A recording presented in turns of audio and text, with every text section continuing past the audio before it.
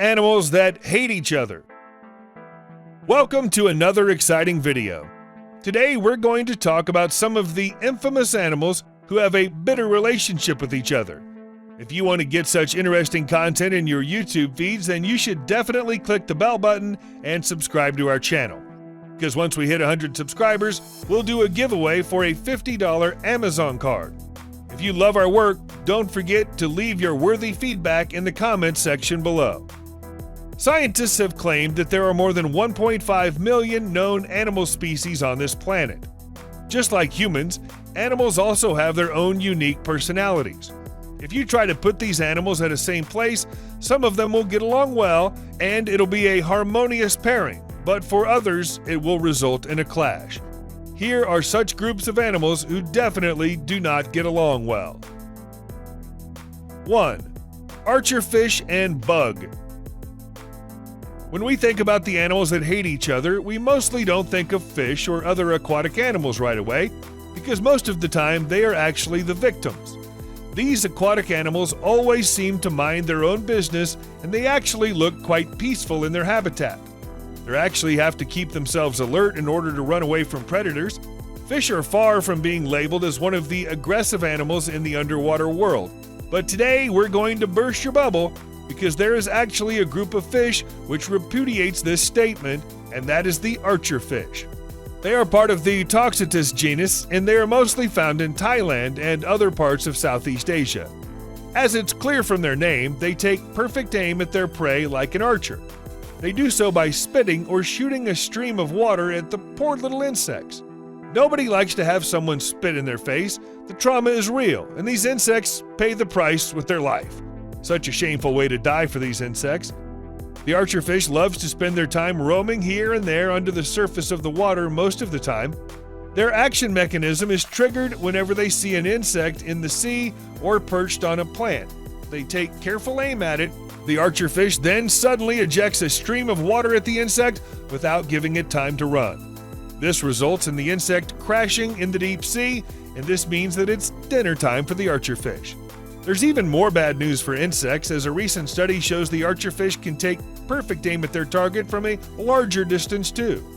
Although the force for hitting the target from a large distance would be less than a smaller one, it's still strong enough to dislodge the poor little thing. 2. Fence lizard and fire ants.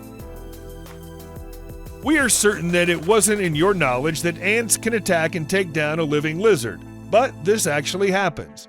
This is actually the fate of a fence lizard who, by unfortunate circumstances, ended up crossing paths with fire ants. These little creatures, who are not even 6 millimeters in length, have been seen to take down a living 8-centimeter long fence lizard in the southeastern part of the United States. This was a common natural phenomenon seen during the 1930s.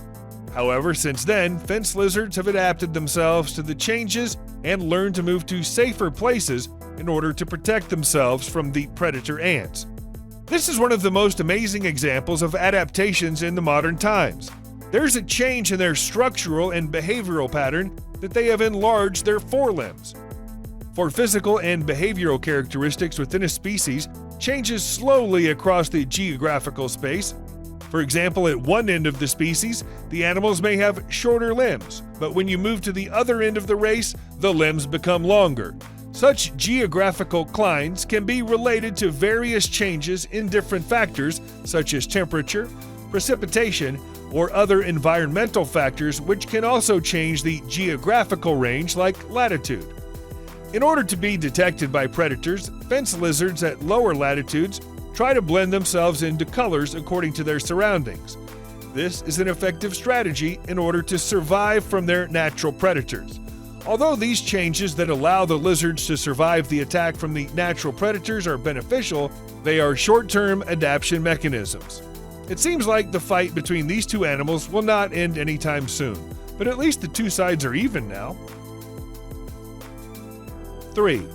Wolves and coyotes. Have you ever been through a tough moment when you had to fight with your own family member? We hope you made your peace with time. Obviously, they are still a part of your family, but I guess we all have these issues. The next group of animals that we're going to talk about are part of the same family, and they're actually not so friendly with each other. We're talking about wolves and coyotes.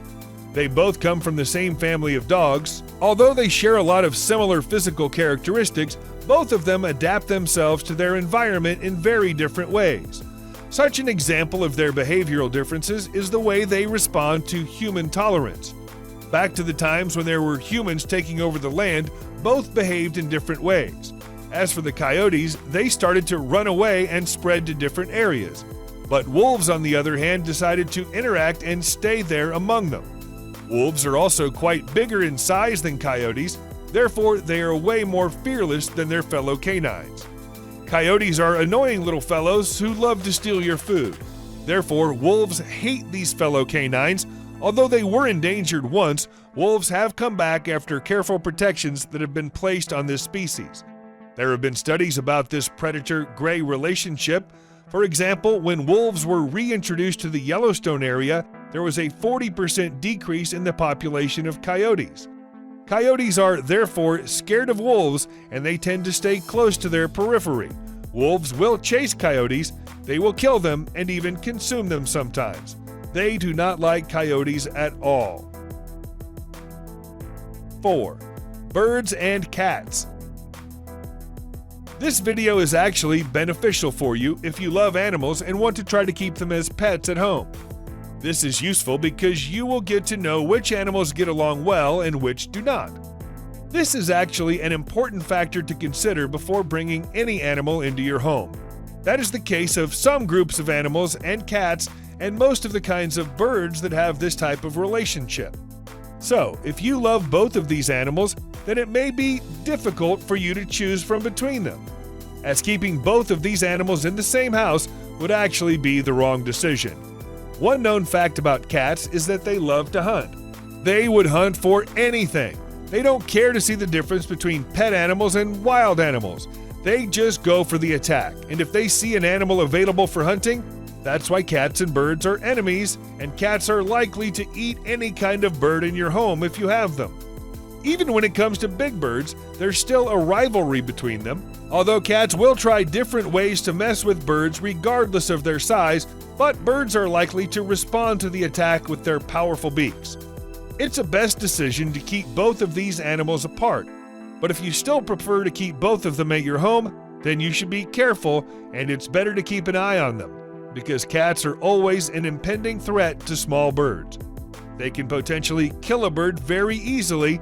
It can actually hurt a bird with its sharp claw, or can infect a bird with bacteria in its mouth and cause wounds.